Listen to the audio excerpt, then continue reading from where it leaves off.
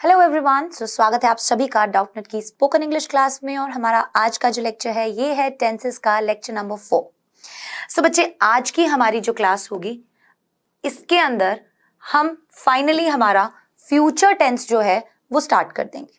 क्या करेंगे आज की क्लास में? आज की क्लास में हम फ्यूचर टेंस जो है वो शुरू कर देंगे। आज लेक्चर नंबर 4 है। लेक्चर नंबर 1 के अंदर हमने इंट्रोडक्शन देखा था। लेक्चर नंबर 2 के अंदर हमने क्या किया था? प्रेजेंट टेंस कंप्लीट किया था। लेक्चर नंबर 3 के अंदर हमने पास्ट टेंस कंप्लीट किया एंड देन लेक्चर नंबर 4 के अंदर हम फ्यूचर टेंस कंप्लीट कर देंगे। साथ ही साथ एक हमारा लाइव इंटरेक्शन भी हुआ था, ठीक है, जिसके अंदर हमने प्रेजेंट टेंस से रिलेटेड काफी सारे डेली यूज के सेंटेंसेस देखे थे। राइट, यहां तक हमें सारी बातें क्लियर हो गई। प्रेजेंट टेंस और पास्ट टेंस हम कर चुके हैं, अब बारी है फ्यूचर टेंस की। सो आइए शुरू करते हैं। यहां पर ना फ्यूचर टेंस के रूल्स के बारे में बच्चे हम पढ़ेंगे। फ्यूचर का मतलब क्या होता है? अगर आप सभी को पता हो तो फ्यूचर का मतलब होता है जो चीज आगे भविष्य में होगी। ठीक है, जैसे अगर मैं बोलूं कि मैं खाना खाऊंगा, मैं कल दिल्ली जाऊंगा, मैं कल अपना बर्थडे मनाऊंगा, इस तरीके की चीजें जो आपको बोलो आपकी फ्यूचर में होंगी। ठीक है, बाकी सब कुछ सेम रहता है। जैसे प्रेजेंट है वैसे पास्ट है, वैसे ही सेम चीज फ्यूचर में है। वैसे ही हम फ्यूचर के 4 पार्ट्स पढ़ेंगे। ठीक है, जैसे simple future tense, future continuous tense, future perfect tense and future perfect continuous tense. ये चारों पार्ट्स हम पढ़ेंगे आज की ही क्लास में। सबसे पहला है फ्यूचर सिंपल टेंस। आइए इसके बारे में हम थोड़ा सा जान लेते हैं। जैसा कि मैंने आपको बताया बेटा कि कोई भी काम जो आगे भविष्य में होगा तो उसके लिए हम फ्यूचर टेंस में मतलब अपना सेंटेंस ट्रांसलेट करते हैं। सो सी होगा क्या, 2 वर्ब यहां पर आपको ध्यान रखनी है और वो वर्ब हैं विल और शैल। अब आपको हो सकता है यहां पर कंफ्यूजन हो, ठीक है, कि मैम विल का यूज कहां करेंगे या शैल का यूज कहां करेंगे। सो एक चीज का ध्यान रख लीजिए, वो ये है कि अक्सर हम स्पोकन इंग्लिश में विल का ही यूज करते हैं। स्पोकन इंग्लिश में अक्सर हम विल का यूज करते हैं, चाहे सब्जेक्ट कुछ भी हो। ठीक है, अभी आप नॉर्मली बोलना सीख रहे हैं, बिल्कुल बेसिक लेवल पर हैं आप, सो आप विल का ही यूज करेंगे। वैसे आई और वी के साथ हम शैल यूज करते हैं। ठीक है, कब? जब कोई भी ऐसी चीज हो जो आपका कर्तव्य हो, ऑब्लिगेशन हो।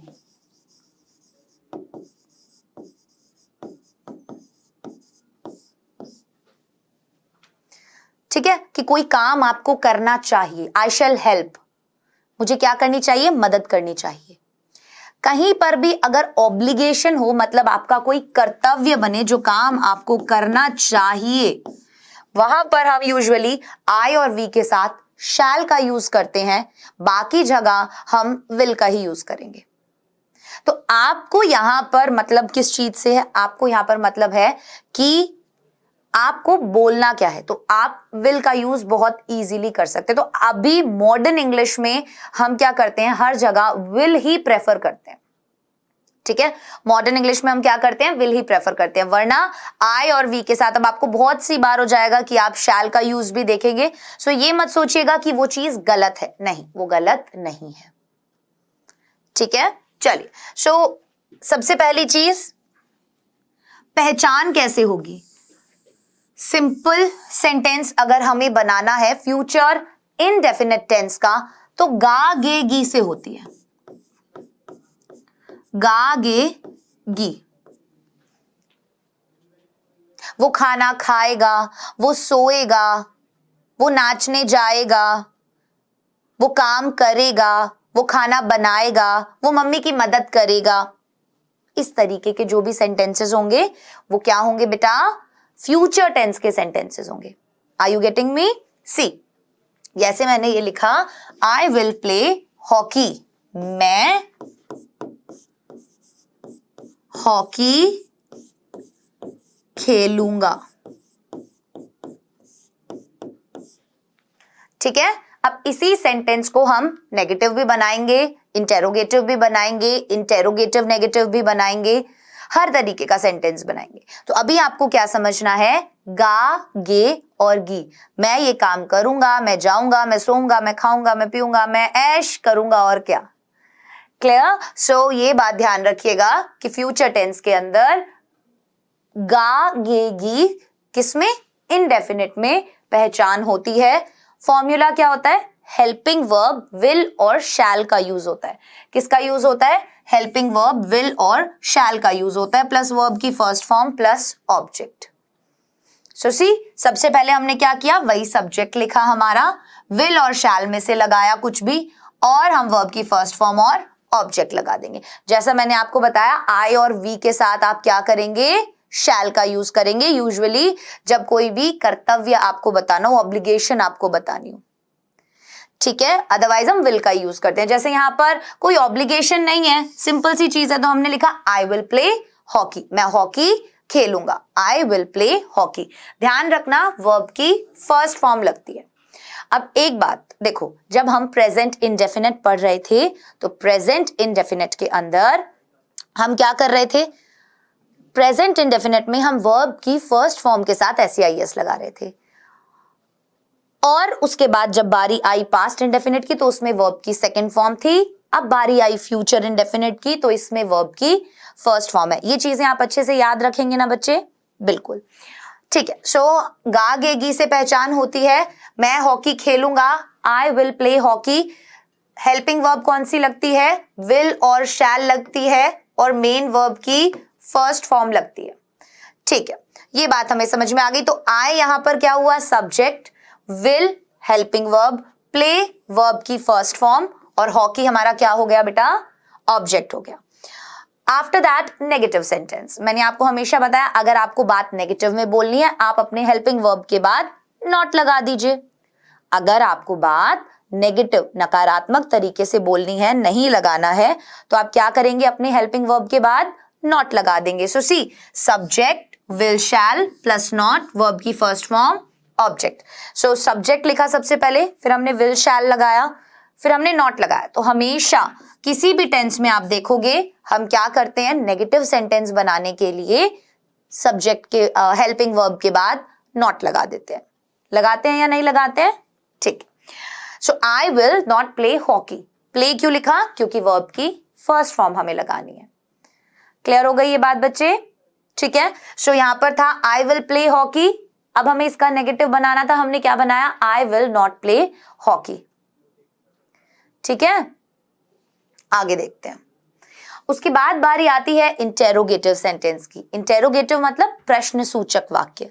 इंटेरोगेटिव का मतलब क्या होता है, प्रश्न सूचक वाक्य। सो सी, प्रश्न सूचक वाक्य बनाने के लिए आपको क्या करना होता है, हेल्पिंग वर्ब को सब्जेक्ट से पहले लगाना होता है।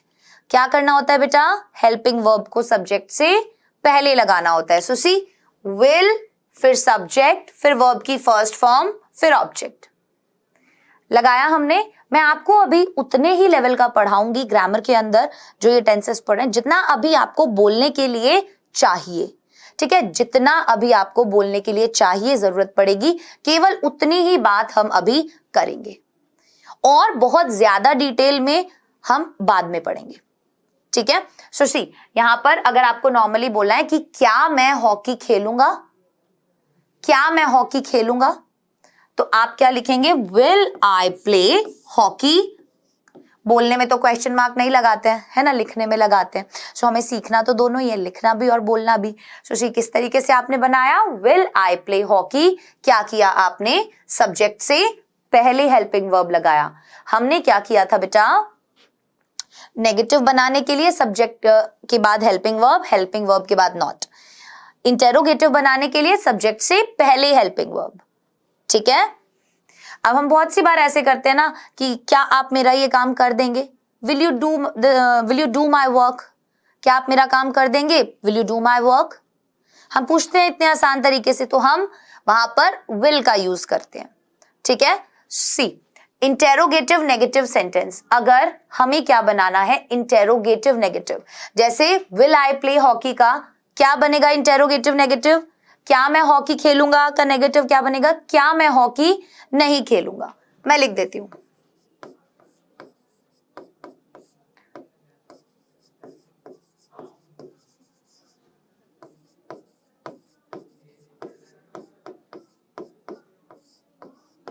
ठीक है। इसका नेगेटिव अगर बनाना होगा, इसी प्रश्न सूचक वाक्य का नेगेटिव, इंटेरोगेटिव नेगेटिव बनाना होगा, तो हम क्या करेंगे, क्या मैं हॉकी नहीं खेलूंगा।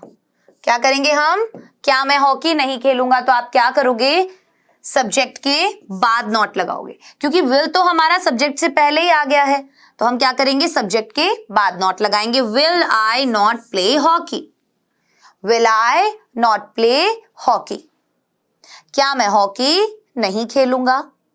ठीक है, आगे देखते हैं। अब बारी आ जाती है, अच्छा यहां पे हमने देखा क्या मैं हॉकी नहीं खेलूंगा। अगर इसी में आए कि मैं हॉकी कब खेलूंगा,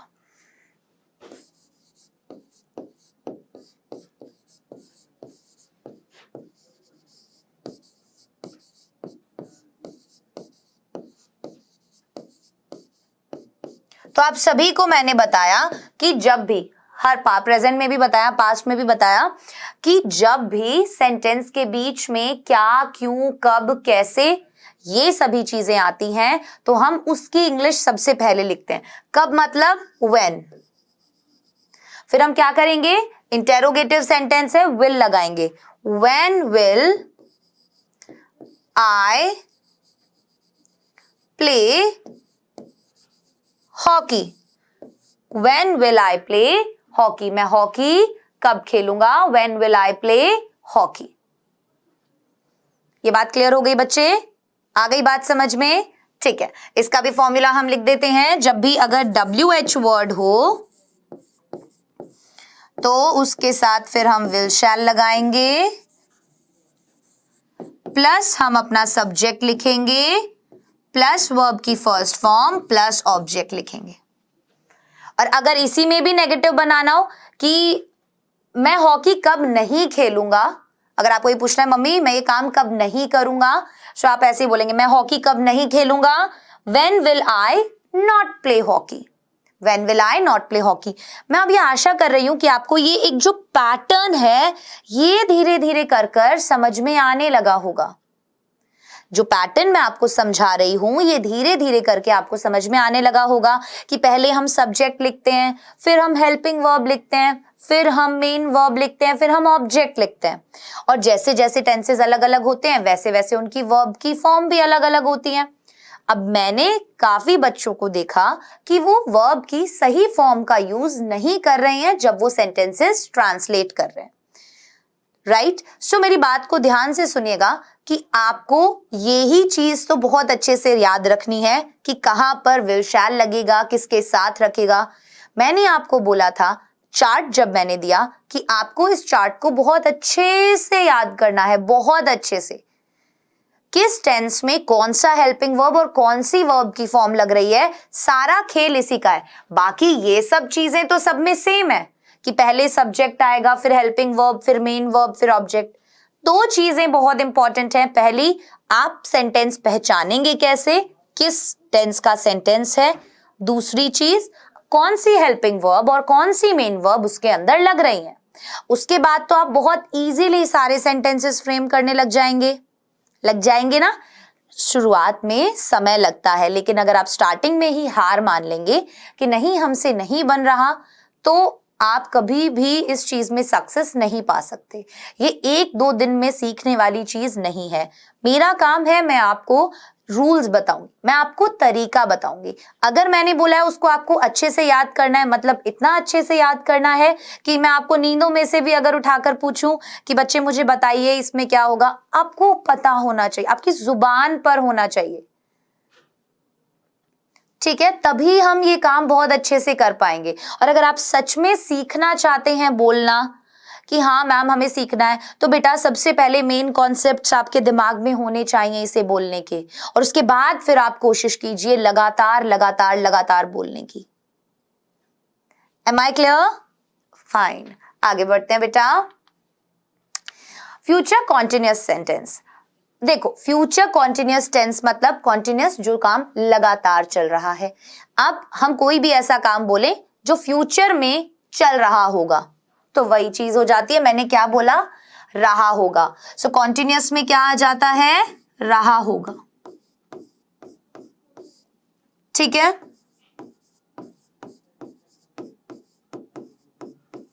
रहे होंगे, रही होंगी। ये बात समझ में आई, रहा होगा, रहे होंगे, रही होगी। अब समझना मेरी एक बात को, कॉन्टिन्यूअस टेंस में चाहे प्रेजेंट टेंस था, चाहे पास्ट टेंस था, चाहे फ्यूचर टेंस था, तीनों ही टेंसेस के अंदर हमने वर्ब की फर्स्ट फॉर्म के साथ आईएनजी लगाया। तो यहां पर भी हम यही करेंगे, विल और शैल के बाद हम क्या लगा रहे हैं, बी लगा रहे हैं। ये नई चीज है यहां पर कि विल और शैल के साथ बी लगता है, फिर मेन वर्ब की फर्स्ट फॉर्म के साथ आईएनजी लगता है। सो सी कैसे लिखोगे, आई विल बी प्लेइंग हॉकी, मैं हॉकी खेल रहा होऊंगा।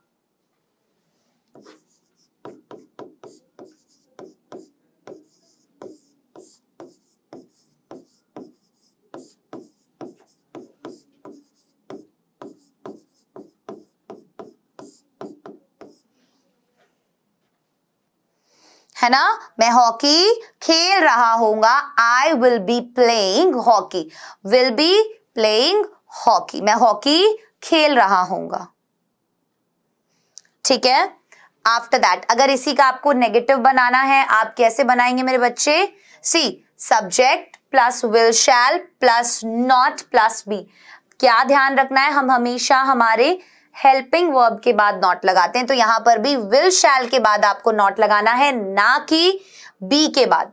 बच्चे अक्सर गलती क्या करते हैं, I will be not playing hockey, no, वो गलत हो जाएगा। आप क्या बोलोगे, I will not be playing hockey, I will not be playing hockey. यहां तक बात समझ में आई, क्या बोलेंगे बेटा, I will not be playing hockey.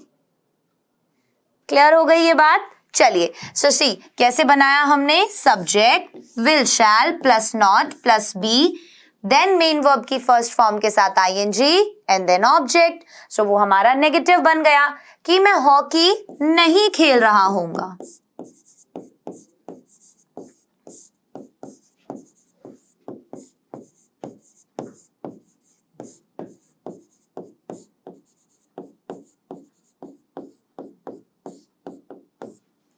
ये हो गया।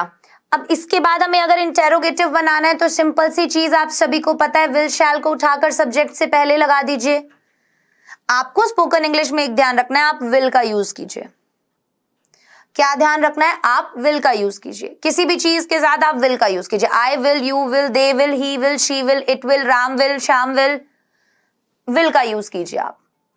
बहुत सी जगह आपको शैल भी दिखेगा, सो वो गलत नहीं है, क्योंकि पहले विल और शैल का अलग अलग यूज ऐसे होता था कि आई और वी के साथ हम लोग शैल लगाते थे और बाकी सभी सब्जेक्ट्स के साथ हम विल लगाते थे। लेकिन अभी मॉडर्न इंग्लिश में प्रेफर किया जाता है बोलने में कि हम विल का ही यूज करते हैं। ठीक है, सो आप क्या कर सकते हैं, आप शैल का भी यूज कर सकते हैं और शैल का यूज आई और वी के साथ ही करेंगे, लेकिन विल का यूज सबके साथ हो जाता है। ठीक है बच्चे, चलिए। इंटेरोगेटिव सेंटेंस में will shall plus subject plus be, main verb की फर्स्ट फॉर्म के साथ आईएनजी प्लस ऑब्जेक्ट। तो इंटेरोगेटिव हमेशा क्या बनता है, इंटेरोगेटिव में हम हमेशा हमारा जो हेल्पिंग वर्ब होता है उसको उठाकर सब्जेक्ट से पहले लगा देते हैं। हेल्पिंग वर्ब को हम उठाकर सब्जेक्ट से पहले लगा देते हैं। तो यहां पर भी हमने यही किया, will I B playing hockey. क्या लिखा हमने, will I B playing hockey. Clear, next अगर हमें इंटेरोगेटिव नेगेटिव बनाना है, will I not be playing hockey, will I not be playing hockey. यहां तक आपको समझ में आया बच्चे, ओके। उसके बाद मतलब इंटेरोगेटिव नेगेटिव में ऑब्वियसली सब सेम रहता है, बस सब्जेक्ट के बाद नॉट लग जाता है, राइट। सो सब्जेक्ट यहां क्या हो गया, ये सब्जेक्ट हो गया, ये हमने हेल्पिंग वर्ब लगाया, ये नेगेटिव के लिए नॉट लगाया, देन बी, देन वर्ब की फर्स्ट फॉर्म के साथ आईएनजी एंड देन आपका ऑब्जेक्ट। सो present future simple future indefinite के अंदर हम वर्ब की फर्स्ट फॉर्म यूज कर रहे थे, फ्यूचर कॉन्टिन्यूअस के अंदर हम वर्ब की फर्स्ट फॉर्म के साथ आईएनजी का यूज करेंगे। क्लियर? कुछ बेसिक सेंटेंसेस बनाने के लिए हमें टेंसेस का पता होना बहुत ज्यादा इंपॉर्टेंट है। चलिए, अब उसके बाद बारी आ जाती है फ्यूचर परफेक्ट टेंस की। और फ्यूचर परफेक्ट टेंस में अगर आपको याद हो कि हम प्रेजेंट परफेक्ट टेंस में किसका यूज कर रहे थे? हैज और हैव का यूज कर रहे थे। सो यहां पर भी हम विल शैल के साथ हैव का यूज करेंगे। हैज हैव का यूज नहीं होता है, केवल हैव का यूज होता है। तो याद ऐसे रख सकते हो कि subject will shall plus have. हम कॉन्टिन्यूअस में बी यूज कर रहे थे, परफेक्ट में हम हैव यूज करेंगे। ठीक है, क्या कर रहे थे हम? कॉन्टिन्यूअस में विल बी शैल बी और परफेक्ट में विल हैव शैल हैव। सो सी, यहां पर मैंने आपको कॉन्टिन्यूअस की पहचान क्या बताई थी? रहा होगा, रहे होंगे। यहां पर मैं बताऊंगी चुका होगा। अगर हमें ये बताना है चुका होगा या लिया होगा, दिया होगा, कुछ भी हो सकता है। लिया होगा, दिया होगा, किया होगा। ठीक है, चुका होगा, चुकी होंगी, चुके होंगे। सुशी, अगर मैं बोलूं कि आई विल हैव प्लेड हॉकी, मैं हॉकी खेल चुका होगा, कोई ऐसा काम जब हम बता रहे हैं कि फ्यूचर टेंस में हो चुका होगा। मैं ये बोलूं कि कल मैं 2 बजे तक दिल्ली पहुंच चुका होगा, इसमें मैंने बताया कि मैं कल भविष्य में इस समय तक ये वाला काम कर चुका होगा। राइट? सो इसीलिए आई विल हैव प्लेड हॉकी, मैं हॉकी खेल चुका होगा।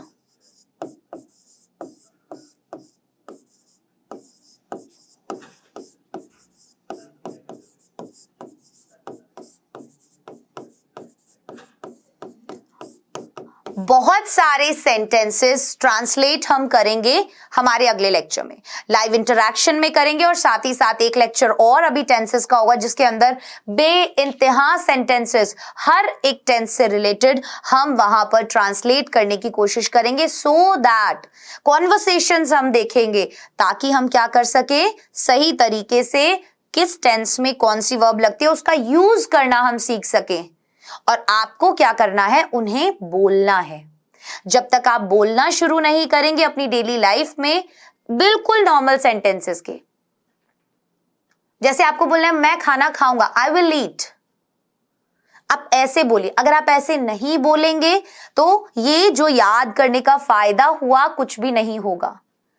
अगर मैं ये चाहती हूं कि अगर आपको बोलना है कि मैं खाना खाऊंगा, तो आपको ये ना सोचना पड़े कि इसे मैं कैसे बदलूं, मैं इसके साथ क्या लगाऊं। आपको पता है गा मैंने बोला, मतलब फ्यूचर में आप काम करेंगे। आपको याद आया कि खाऊंगा के लिए मुझे क्या करना होगा? फ्यूचर इंडेफिनिट का सेंटेंस है तो विल शैल लगाना होगा, तो आई विल ईट फूड, और वर्ब की फर्स्ट फॉर्म लगती है। इस चीज में आपको हो सकता है समय लगे, लेकिन समय जितना लगेगा कोई दिक्कत नहीं है। मतलब कि वही होता है ना, मेहनत जितनी लंबी होती है फल उतना ही अच्छा होता है। होता है या नहीं होता? होता है। चलिए, सो नेगेटिव सेंटेंस में फिर आप क्या करेंगे? विल शैल के बाद नॉट लगा देंगे, then have, then main verb की third form and then object. ध्यान रखना यहां पर मेन वर्ब की थर्ड फॉर्म लगेगी। मैं हॉकी नहीं खेल चुका होऊंगा। ठीक है, I will not have played hockey. After that interrogative sentence. Interrogative में वही करते हैं, विल शैल को सब्जेक्ट से पहले लगा देते हैं, बाकी सब सेम रहता है। सो यहां पर भी वही हुआ, will shall plus subject plus have plus main verb की थर्ड फॉर्म प्लस ऑब्जेक्ट। तो कैसे किया हमने? Will I have played hockey, क्या मैं हॉकी खेल चुका होऊंगा? क्या मैं हॉकी खेल चुका होऊंगा? क्या मैं हॉकी खेल चुका होऊंगा? Clear? Interrogative negative sentence. Interrogative negative sentence, will shall plus subject plus not. क्या किया हमने? सब्जेक्ट के बाद नॉट लगा दिया। क्या मैं हॉकी नहीं खेल चुका होऊंगा, यहां है क्या मैं हॉकी खेल चुका होऊंगा, यहां है क्या मैं हॉकी नहीं खेल चुका होऊंगा। So see will I not have, subject के बाद नॉट लगाना है, हैव के बाद नॉट मत लगा देना। क्या करना है, सब्जेक्ट के बाद नॉट लगाना है। यहां तक हमें चीजें क्लियर हो गई। अब बारी आ जाती है परफेक्ट कॉन्टिन्यूअस टेंस की, जिसके अंदर हम सिंस और फॉर का यूज करते हैं। मैंने आपको पिछले दोनों टेंसेस में भी बताया कि सिंस का यूज हम कहां करते हैं, पॉइंट ऑफ टाइम के लिए करते हैं, और फॉर का यूज हम कहां करते हैं, ड्यूरेशन ऑफ टाइम के लिए करते हैं। सो सिंस का यूज पॉइंट ऑफ टाइम के लिए, फॉर का यूज ड्यूरेशन ऑफ टाइम के लिए, राइट। सो सी सिंपल सेंटेंस अगर आपको बनाना है, यहां पर क्या लगेगा, विल हैव बीन और शैल हैव बीन लगेगा। विल हैव बीन और शैल हैव बीन लगेगा। जैसे प्रेजेंट परफेक्ट कॉन्टिन्यूअस में हैज बीन हैव बीन लग रहा था, पास्ट परफेक्ट कॉन्टिन्यूअस में हैड बीन लग रहा था, वैसे ही फ्यूचर परफेक्ट कॉन्टिन्यूअस में will have been shall have been लगेगा। आप एक काम कर सकते हैं, जब भी आप टेंसेस की क्लास चलाएं, आप अपना वो चार्ट लेकर उस चार्ट को प्रिंट करवा लो, निकलवा लो, उसे अपनी कॉपी में बना लो, और जब भी बैठो टेंसेस लेकर उस चार्ट को सामने लेकर बैठो, उसको अपने रूम में पेस्ट करवा लो। उस चार्ट को आप, जो मैंने आपको दिया है फर्स्ट लेक्चर में, आप उसे एक बड़े चार्ट पेपर पे प्रॉपरली लिखिए और आप उसको अपने रूम में लगा लीजिए। प्लीज ये वाला काम आप जरूर कीजिएगा। जब आपके सामने वो रहेंगे, 24 घंटे आपको दिखेंगे आते जाते हुए, आपकी बहुत हेल्प होगी उससे। सो क्या आप ये काम करेंगे, जरूर मुझे बताइएगा। क्लियर। सो सी सबसे पहले सिंपल सेंटेंस हमने बनाया, हम यहां पर हेल्पिंग वर्ब क्या यूज कर रहे हैं, will have been, shall have been, right? So सारी चीजें सेम रहेंगी। पहचान कैसे होगी,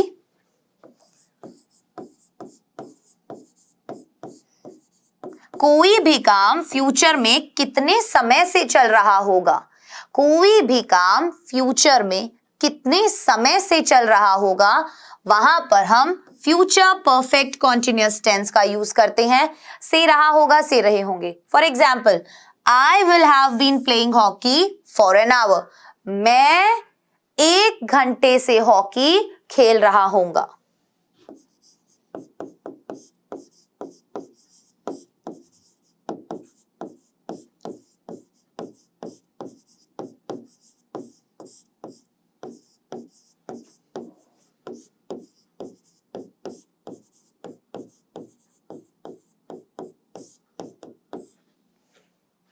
यहां पर हमें पता है फ्यूचर में वो काम कितनी देर से चल रहा होगा, 1 घंटे से, राइट। सो वही हमने किया, आई विल हैव बीन, क्या यूज किया, will have been, right. So I will have been playing hockey for an hour, क्योंकि लिखा है 1 घंटा, हमें नहीं पता दिन का 1 घंटा, शाम का, रात का, कितने बजे का 1 घंटा, ठीक है। तो ये ड्यूरेशन ऑफ टाइम है, तो इसीलिए हमने यहां पर फॉर का यूज किया, ठीक है।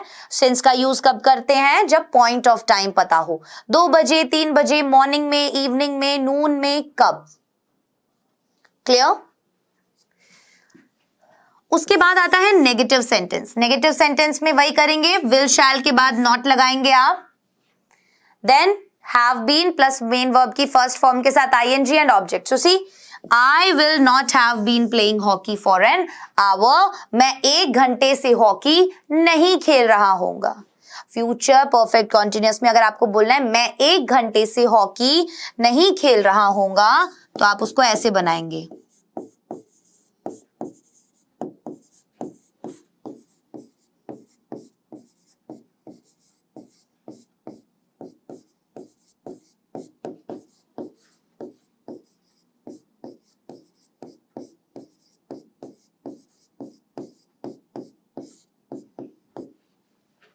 ठीक है।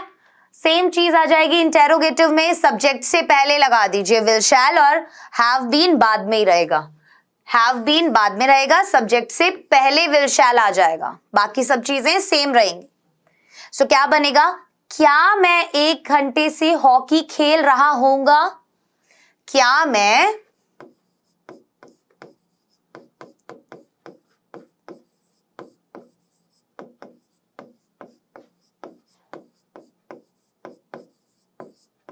1 घंटे से हॉकी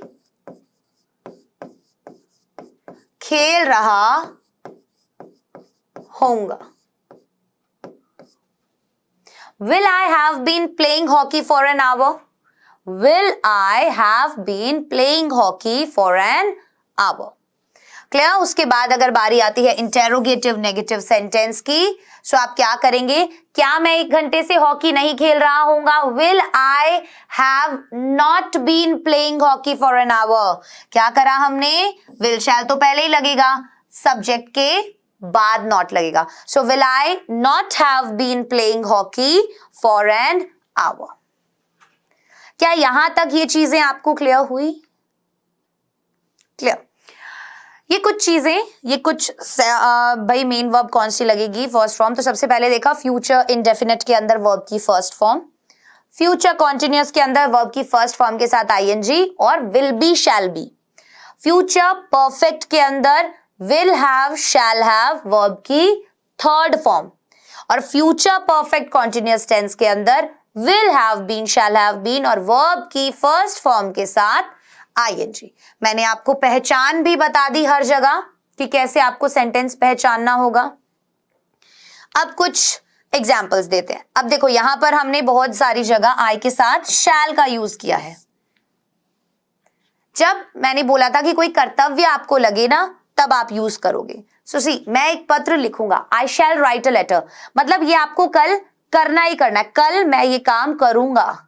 अगर आप ये कर्तव्य की तरह बोल रहे हैं, सो I shall write a letter, वरना आप ये भी बोल सकते हैं I will write a letter. वो बोलने पर है कि आप क्या बोलना चाह रहे हैं। ठीक है, हम कल स्कूल जाएंगे, we shall go to school tomorrow, या we will go to school tomorrow. तुम एक किताब पढ़ोगे, you will read a book, You will read a book। क्या किया, ये गागेगी था, फ्यूचर इंडेफिनिट का सेंटेंस। सो हमने क्या किया, सबसे पहले सब्जेक्ट, will वर्ब की first form and then object. उसके पिता कल दिल्ली से आएंगे, his father will come from Delhi tomorrow।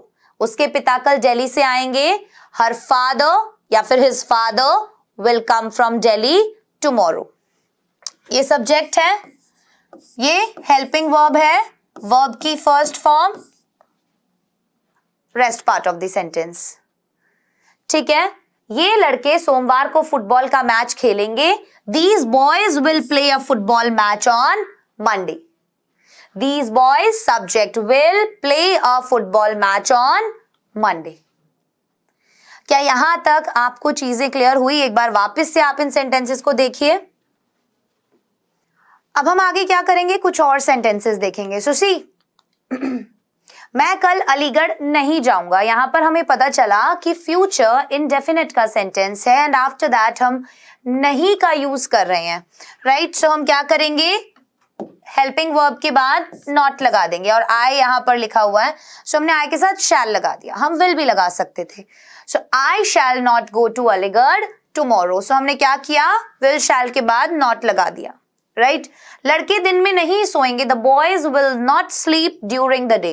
ध्यान रखिए, वर्ब की फर्स्ट फॉर्म हम हर जगह लगा रहे हैं। The boys will not sleep during the day, किस दौरान वो नहीं सोएंगे, दिन के समय। ड्यूरिंग के दौरान होता है, तो क्या बोला था, लड़के दिन में नहीं सोएंगे, है ना। सो दिन जो होगा उसमें नहीं सोएंगे, तो हमने ड्यूरिंग द डे। तुम पुस्तक नहीं पढ़ोगे, you will not read the book, right. हम कल हॉकी का मैच नहीं खेलेंगे, we shall not play a hockey match tomorrow, या फिर we will not play a hockey match tomorrow. क्या वह तुमको कुछ कलम में देंगे, कल में means pen. So will he give you some pens. क्या वे आम खाएंगे, विल दे ईट मैंगोज। क्या तुम्हारे भाई कल नहीं आएंगे, will your brother not come tomorrow. सब जगह वर्ब की फर्स्ट फॉर्म है। अब बारी आ जाती है वोकैबुलरी के कुछ वर्ड्स की। सो आइए आज के 10 वर्ड्स को हम जान लेते हैं। सबसे पहला है एम्बैरेस्ड। एम्बैरेस्ड क्या बोलेंगे हम इसे? एम्बैरेस्ड। एम्बैरेस्ड शर्मिंदा। ठीक है।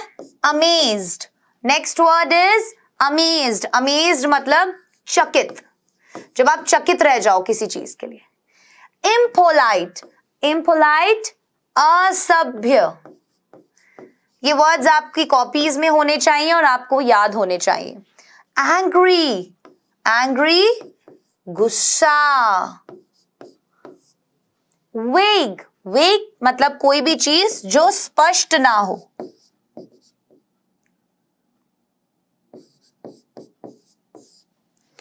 स्वैलो, स्वैलो निगलना। स्वैलो निगलना, क्या होगा? स्वैलो निगलना। असेंशियल, असेंशियल जरूरी, जो चीज जरूरी होती है। ठीक है। शो ऑफ, शो ऑफ दिखावा, शो ऑफ दिखावा। एंथुसियाज्म, एंथुसियाज्म उत्साह। ठीक है। एंथुसियाज्म, एंथुसियाज्म क्या बोलेंगे आप इसको? दिखावा, सॉरी उत्साह। एंड क्यूरियस उत्सुक। क्यूरियस क्या होगा? उत्सुक। ये थे आज के 10 वर्ड्स। आइए वापस से देखते हैं। एम्बैरेस्ड शर्मिंदा, अमेज्ड चकित, इम्पोलाइट असभ्य, एंग्री गुस्सा, वेग जो चीज धुंधली हो, साफ ना हो, स्वैलो निगलना, असेंशियल जरूरी, शो ऑफ दिखावा, एंथुसियाज्म उत्साह, क्यूरियस उत्सुक। क्लियर? आइए अब बारी है क्विज की। क्विज का पहला क्वेश्चन आपके सामने ये रहा। हम कल कहां जाएंगे? Where shall we go tomorrow, where will we go tomorrow, where shall we go yesterday, या फिर none?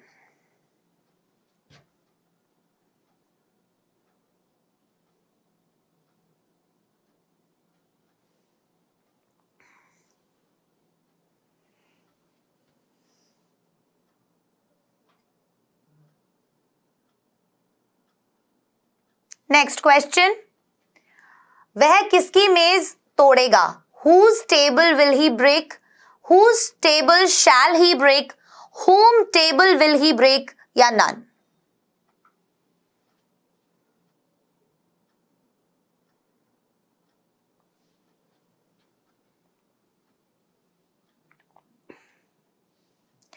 So finally, so question number 1 जो है उसका जवाब क्या होगा?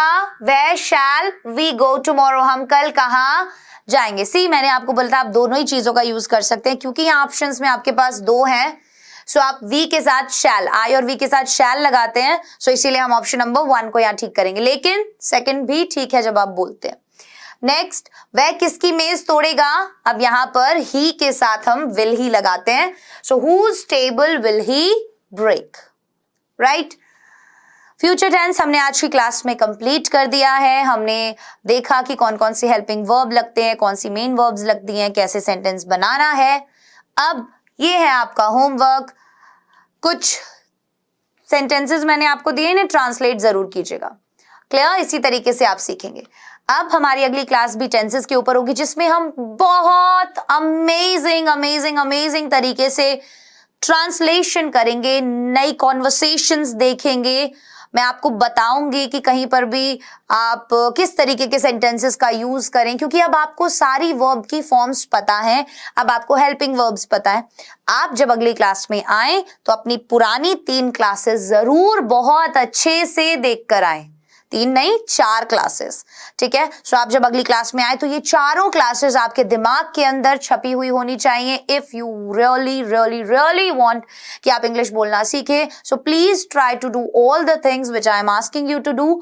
जरूर वो चीजें कीजिए जो आप सोच रहे हैं क्या कि मैं इंग्लिश बोलना चाहता हूं, तो जो मैं बोल रही हूं ना करने के लिए, वो प्लीज जरूर कीजिएगा, बिकॉज आई रियली वांट कि मेरे जो स्टूडेंट्स हैं वो इतना अच्छा towards the end of this course perform करें और सर्टिफिकेट के भागीदार जरूर बने। सो अब हमारी अगली क्लास टेंसेस के ऊपर ही होगी।